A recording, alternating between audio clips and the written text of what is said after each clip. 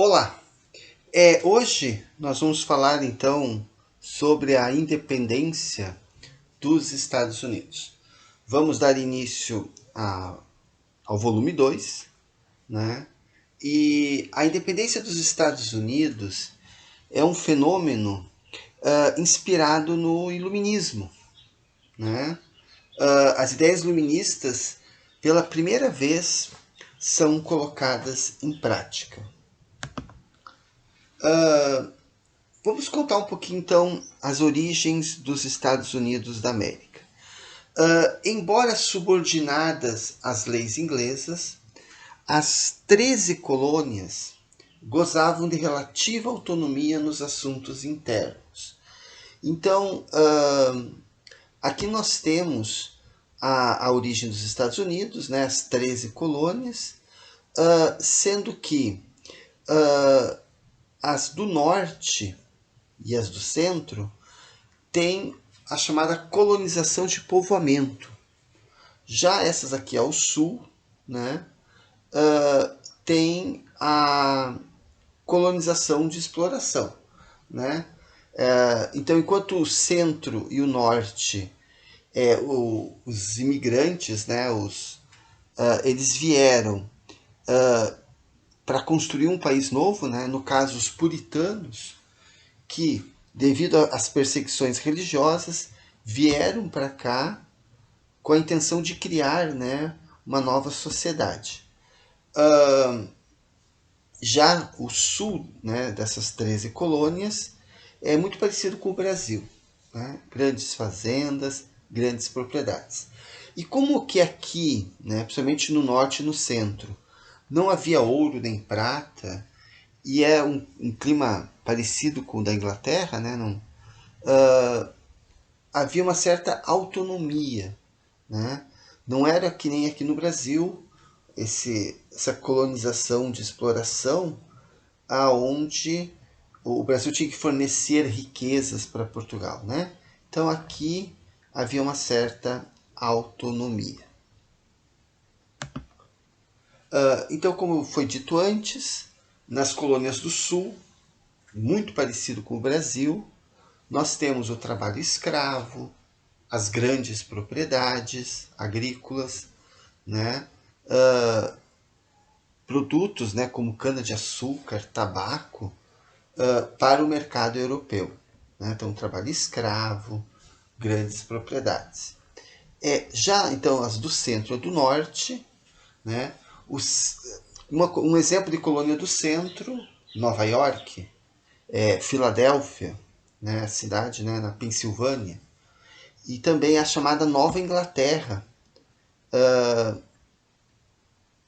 onde então havia grande autonomia, né, houve a colonização de povoamento, havia o comércio triangular, que fornecia grandes lucros. Como que funcionava esse comércio triangular? Então,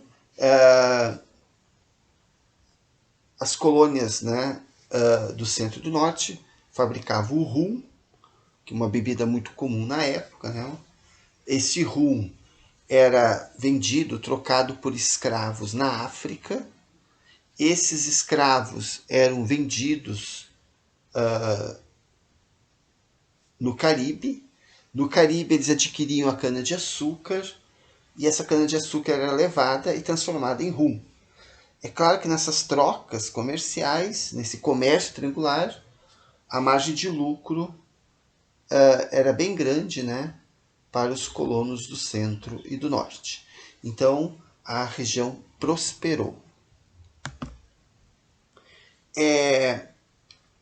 A Revolução Industrial vai mudar as coisas, né? Até então, como foi dito, as 13 colônias tinham autonomia, uma certa liberdade econômica e política. Agora, com a Revolução Industrial, a Inglaterra quis mudar a situação, né? Ela precisava, né, os ingleses, né, com a Revolução Industrial, de novos mercados consumidores. E isso incluía as 13 colônias, já que elas pertenciam aos ingleses. E aí então a Revolução Industrial vai ser um dos fatores que vai criar insatisfação entre os colonos. O outro fator é a Guerra dos 7 Anos. Então, a França e a Inglaterra brigaram, né? Havia uma espécie de quem vai mandar na Europa, né? Uma briga aí de influência. E essa guerra também refletiu aqui na América, né? Os territórios ingleses e franceses na América do Norte. E a Inglaterra derrotou os franceses, né? A Inglaterra aí mantendo o poder, né, dos mares ainda, né? Então derrotou os franceses, mas ficou sem dinheiro, né? Aqui fala, desequilibrou as finanças, né?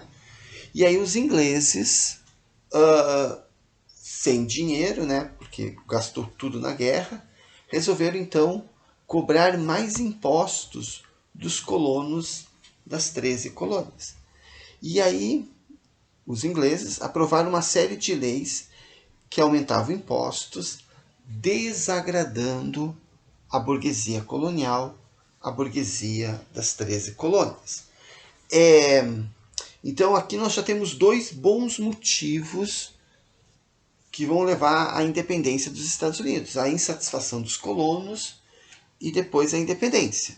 O primeiro nós vimos com a Revolução Industrial, os ingleses querem ter um maior controle econômico sobre as 13 colônias, querem mandar seus produtos, e agora a Guerra dos 7 Anos fez com que os impostos aumentassem.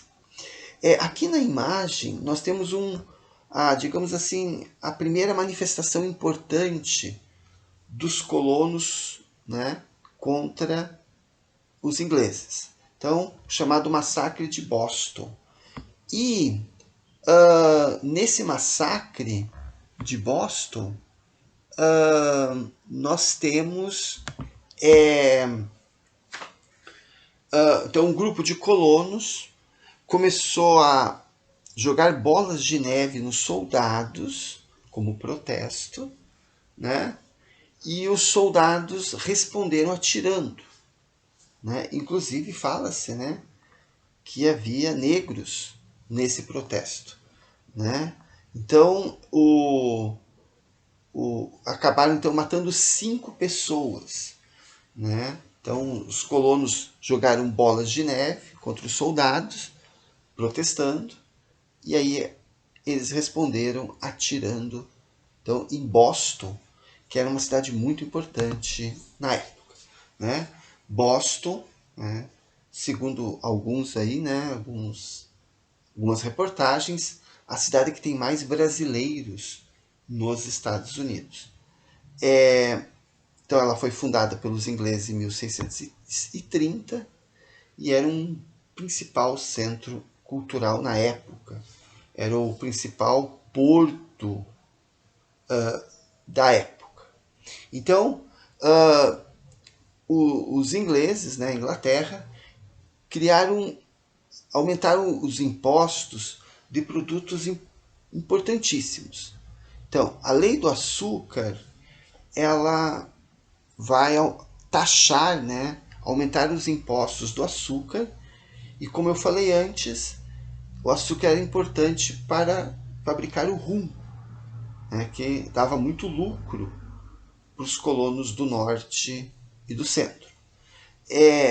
A lei do selo, então, ao aumentar o imposto do selo, as comunicações da época, né? Na época, a comunicação se dava pelo correio, né? Principal meio de comunicação. E o chá, que era a bebida diária, né? A principal bebida dos colonos. Então, aumentou esses impostos. E isso gerou muito protesto. E o mais conhecido, o mais famoso, os colonos atacaram e ocuparam 3 navios ingleses, né?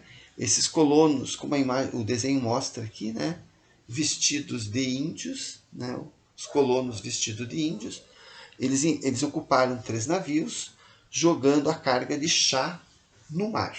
né? Então, os ingleses queriam, na verdade, monopolizar o comércio de chá e cobrar os impostos que eles bem entendessem. E aí, como uma forma de protesto, os colonos invadiram os navios e jogaram a carga no mar.